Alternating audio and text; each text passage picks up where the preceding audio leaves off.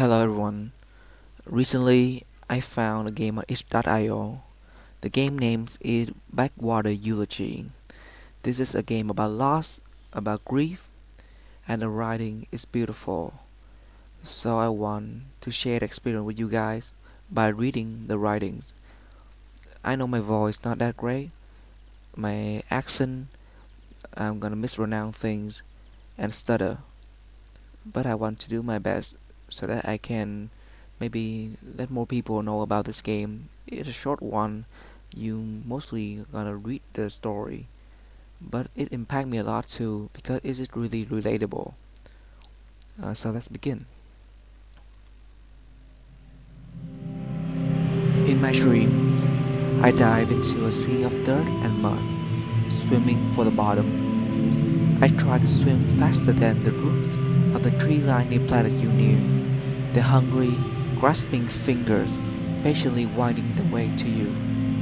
I know you down there, a mist molding wood and the bones of a town that never wanted you in it. I see your face around me, out of the corners of my eyes as I walk, in the face of the men of my neighborhood, in the splatter of dry sealant and dry wall dust on their jeans.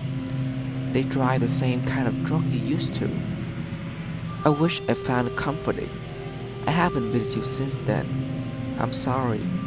Even with all the time in the world, I remain absent.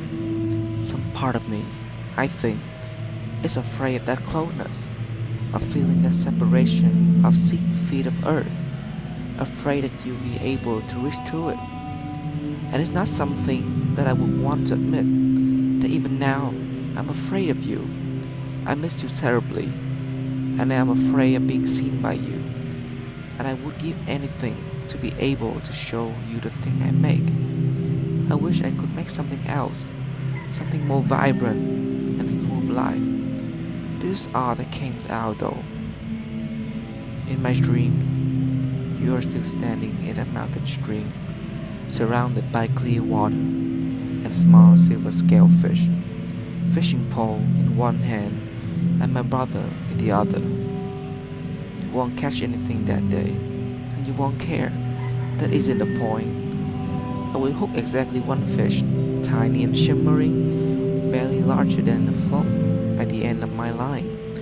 You will hold me at my small arm stroker with a pole at large myself, removing the fish with a calm assurance and callous hands.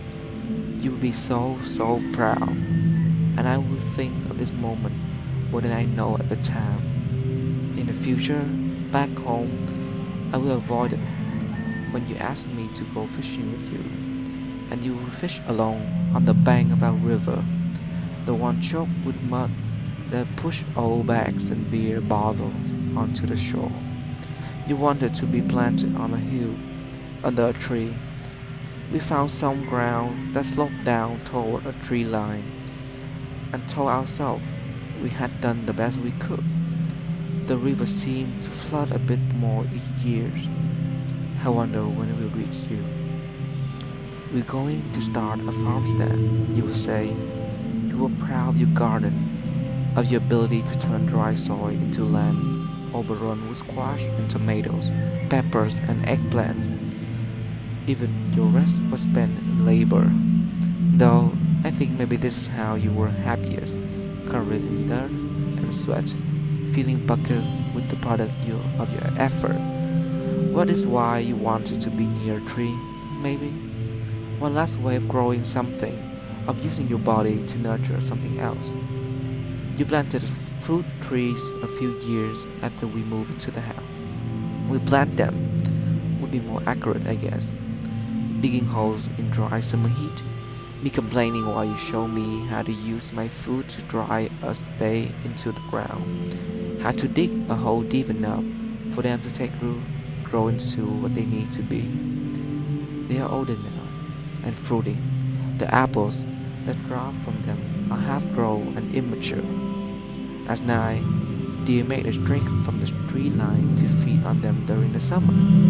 In the morning, there will be only their hoof fruit and parmac from the coyotes that follow them, My siblings and I would fit our fingers into them and look for robin nests in the trees. Most nights are clear enough that one could find the way without street light, sun stretching for miles. The span makes for longer shadow. I couldn't help but feel like I was always being watched, even amidst all that solitude.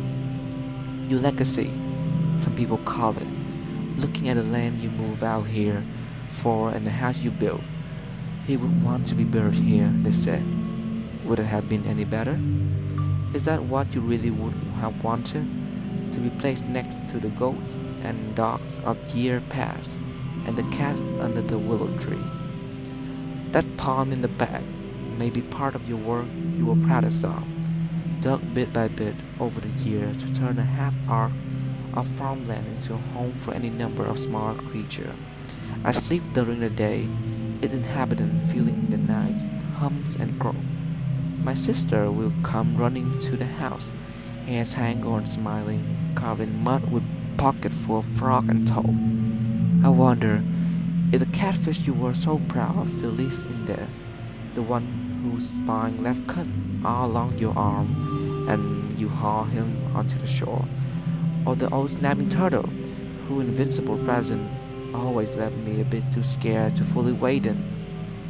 Surrounded by faces I have not seen in years, they rush to canonize you, the picture of love and grace and unending loyalty that you were. I smile and agree with them. I will not tell them about how you learned to use your word in place of your father's belt and decide it was good enough. I will not tell them about the time you would show my brother, who you once held so carefully, into the wall or the hole that your fist left it in. There is a specific type of betrayal that cuts deeper than pure cruelty when you know those same hands are capable of gentleness, watching as the sickness took its toll and turned you into someone else, someone I did not recognize. It has been over a decade since then, and I can still feel that particular moment of loss when I realized you would never return and I knew you. It is a strange feeling to grieve for someone twice. I don't know how much of it is of the sickness, or how much of it was years on years of you, your own constant struggle crushing down on you. The structure you had put every ounce of yourself into upholding finally caving in. I don't know what part of your previous life prevented you from simply asking for kindness. I wanted the world to be kinder to you. I am sorry that it was not. My phone light sent me reminders, look back at previous year, accompanied by a photo to the day. A small, innocuous thing, a picture of a French comic, my cat sleeping on the couch, accompanied by a little day in the corner. It gets closer to the 1 year mark the day. A constant little pinprick of a reminder of where I was, where you were years ago.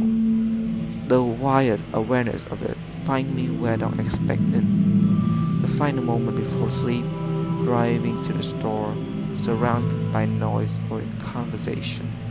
It would always be like this passive, nagging ache at the base of my skull, gripping up in the quietest of moments. You had wanted to be an architect, or so you told me. It must have been so. You have been intrinsic to your being that need to build to create something lasting. You can still see its presence in the yard, the fruit cart you never had time for, now overgrown with ivy, the old shed whose joints creak in the wind, splintering and pulling apart, the tree that dot the yard, now coming up on their second decade of life, the remnant of garden past, the tilled ground now fertile soil for the prelude that move in to reclaim it.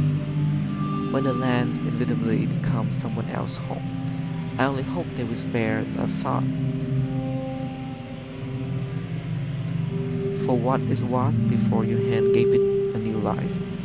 I hope in some way they see you in the small, fiery burst that bring back and forth making their nest on the ground, or in the dragonflies and lightning bugs that flit across the barn in the summer dust. When did waiting for you to return become something to be afraid of? I wonder. And were you afraid of the end? How much of your anger was simply fear? Was your faith rewarded as you spoke to things the rest of us couldn't see, whispering half-formed prayer as your body betrayed you piece by piece? I'm glad I gave that to you. You whisper as I pick up a guitar for the first time in 3 years to play you something like I used to. It was my sister, half a set, the other one I took from you years ago. I said nothing, smiling and thanking you. I thought of the one I had back home. Its soft wood all covered in scratches and dents from years of playing. The show you would take time of work to come watch me perform. The rare summer night where you would sit and listen as I pull strings that buzz in harmony with the June bug swarming the porch light. They don't sell this model anymore. You had always said you had no talent for music, couldn't carry a tune to save your life. You still sang your song though, often loudly and completely off key. I'm doing what I can to keep moving. I sit and draw, and I know that it has to end at some point, that I cannot make this one thing forever, that I have to let go of this at some point and accept where you are. I don't know that you ever really understood why I feel the need to pursue what I do, but you always supported it in your way. I don't know if you saw the seed you planted a long time ago in front of an old computer running disk you would bring home from the local supermarket. I don't know if you understood the safety you created during those nights in front of a screen, sitting patiently as I click through the same scene I have already played a dozen times, fitting objects together for little puzzle that seemed so important at that moment.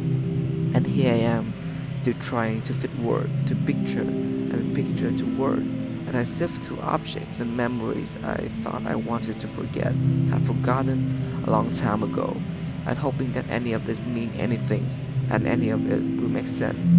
Cutting and selling rotten wood into edges that I have forced to fit together, even as they splinter, flake, and crumble.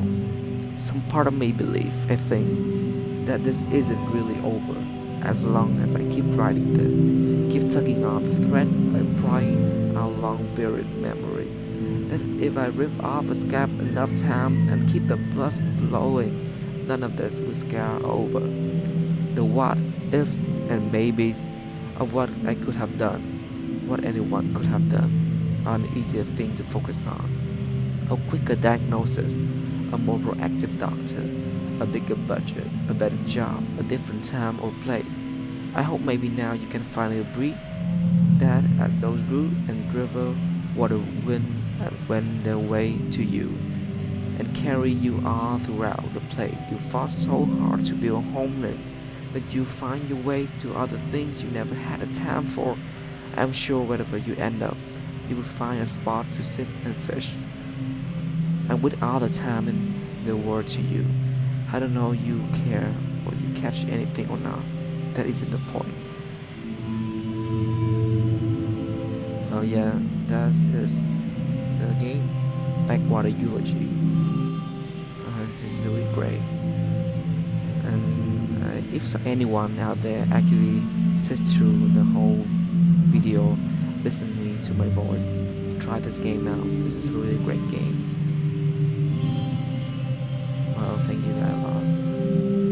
I do miss the people that I lost, and I know this game will spoke to a lot of people too. So, thank you.